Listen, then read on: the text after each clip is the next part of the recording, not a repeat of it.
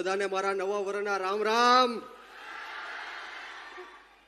આજના દિવસે ભારત દેશના લોખંડી પુરુષ સ્વર્ગીય સરદાર વલ્લભભાઈ પટેલજીની જન્મ જયંતિ નિમિત્તે એમના ચરણોમાં નતમસ્તક વંદન કરીને કોટી કોટી પ્રણામ કરું છું. અને સાથોસાથ મારી વાતની શરૂઆત હું જય ઘોષથી કરવા માંગીશ. તો જય ઘોષ અને ગર્જના એવી કરવાની છે કે આ ભ્રષ્ટાચારી ભારતીય જનતા પાર્ટીના નેતાઓના કાનના પડદા ફાટી જાય અને જે લોકોએ કડદો કર્યો છે અને વર્ષોથી જે ખેડૂતોને લૂંટી રહ્યા છે એવા કડદા કરવા વાળાના પણ કાન ફાટી જાય. તો તૈયાર છો? તો બંને હાથ ઉપર કરી મુઠ્ઠી વાળી અને તાકાતથી બોલવાનું છે, બોલો ભારત માતા કી, ભારત માતા કી જય જવાન, જય જવાન. ખૂબ ખૂબ આભાર.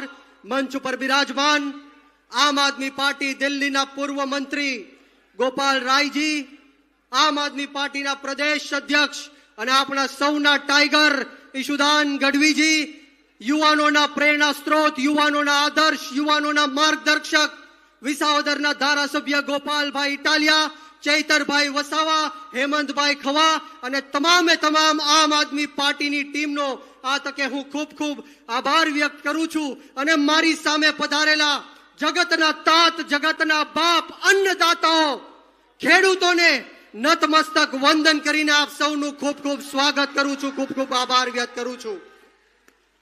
દોસ્તો, સમય ખૂબ ટૂંકો છે, સમય ખૂબ જ ટૂંકો છે, એટલે મારી વાણીને જલ્દીથી વિરામ આપીશ. પરંતુ આ ભ્રષ્ટાચારી ભારતીય જનતા પાર્ટીને એવું લાગતું હતું કે આ ખેડૂતો સાથે અન્યાય કરશું, ખેડૂતો સાથે અત્યાચાર કરશું, લાઠીચાર્જ કરશું, ટીયર ગેસો છોડશું, ઘરમાં ઘૂસીને માતાઓ બહેનો ઉપર હુમલા કરશું, એટલે આમ આદમી પાર્ટી વાળા ડરી જશે, બી જશે, આ ખેડૂતો ઘરની બહાર નહીં નીકળે. પરંતુ આ ભ્રષ્ટાચારી ભારતીય જનતા પાર્ટીને કહેવા માંગીશ કે ક્યાં સોચે થે નહીં લौटेंगे, અરે ગલત, જબ તક તોડેંગે નહીં તબ તક છોડેંગે નહીં. આમ આદમી પાર્ટી આંદોલનની કોકમાંથી જન્મેલી પાર્ટી છે. ગરમ તપતી ભઠ્ઠીમાંથી નીકળેલા લોકો છીએ. અમે કોઈનાથી ડરવાના કે ગભરાવાના નથી. અમે તમારી તાનાશાહીથી ઝૂકવાના નથી. જે ક્રાંતિકારી યોદ્ધાઓ અત્યારે જેલની અંદર છે, રાજુભાઈ કરપડા, પ્રવીણભાઈ રામ, રમેશભાઈ મેર, પિયુષભાઈ પરમાર, રાજુભાઈ બોરકથરિયા, એમને અને એમના પરિવારજનોના ચરણોમાં હું નતમસ્તક વંદન કરું છું. અને એટલી જ વાત કહીને મારી વાણીને વિરામ આપીશ કે આપણા ભારત દેશનો ઇતિહાસ એવું કહે છે કે જ્યારે જ્યારે પણ આ દેશની અંદર ક્રાંતિ થઈ છે ત્યારે ત્યારે આ દેશના ગરીબ ખેડૂતોના દીકરાઓએ ક્રાંતિ કરી છે, સામાન્ય લોકોએ ક્રાંતિ કરી છે, ઉગાડા પગે ફરવા વાળા લોકોએ ક્રાંતિ કરી છે, ફાટેલા તૂટેલા કપડા પહેરવા વાળા લોકોએ ક્રાંતિ કરી છે. આપણા ભારત દેશના ઇતિહાસની લડાઈમાં કોઈ ઉદ્યોગપતિનો કે પૈસા વાળાનો દીકરો નથી આવ્યો. જ્યારે જ્યારે આ દેશને જરૂર પડી છે ત્યારે ત્યારે આ ગરીબ ખેડૂતના દીકરાઓ ફાંસીના માછડા ઉપર ચડ્યા છે.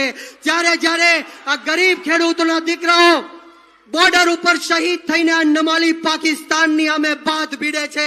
અને આ ભ્રષ્ટાચારી ભારતીય જનતા પાર્ટીના લોકો 3 ટાઈમ પેટ ભરીને જમી શકે છે તો એમાં ખેડૂતોની દેન છે.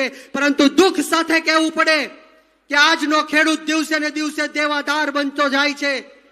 આ ભારતીય જનતા પાર્ટીનું ષડયંત્ર છે કે આ ખેડૂતો દેવામાં જીવવા જોઈએ અને દેવામાં જ મરવા જોઈએ.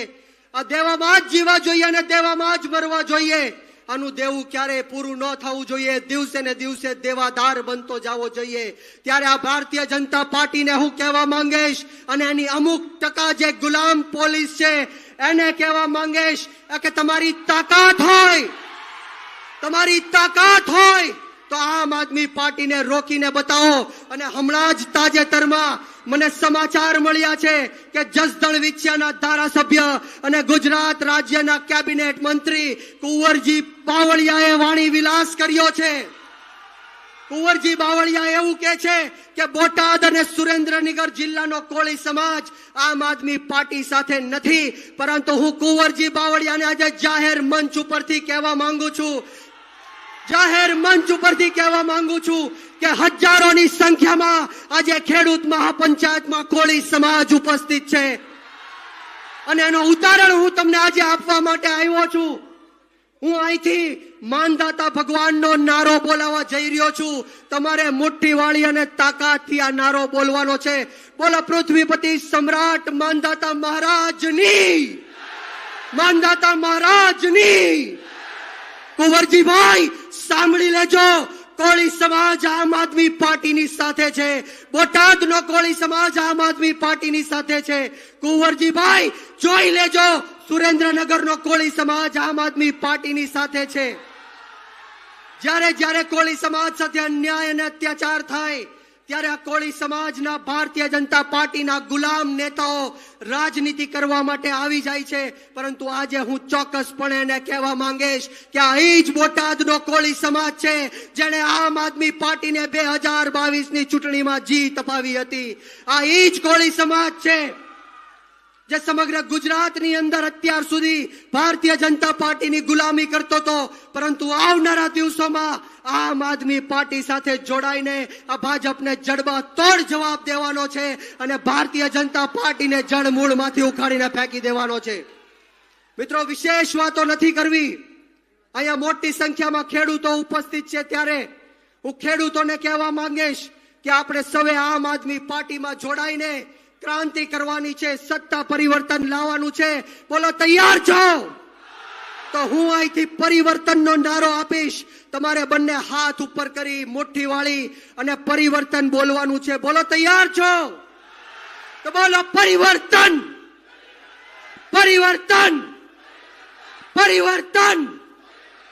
ખૂબ ખૂબ આભાર મને જે આ 2 શબ્દ બોલવાની તક આપી તે બદલ તમામ આયોજક મિત્રોનો અને શીર્ષ નેતૃત્વનો આ તકે હું ખૂબ ખૂબ આભાર વ્યક્ત કરું છું. અને આવો ને આવો સાથ સહકાર અને પ્રેમ હર હંમેશ ખેડૂતોનો મળતો રહે એવી માતાજીના ચરણોમાં પ્રાર્થના સાથે આપ સૌને બ્રિજરાજ સોલંકીના જય હિન્દ, જય ભારત, જય જય ગરવી ગુજરાત. બધાને મારા સીતારામ.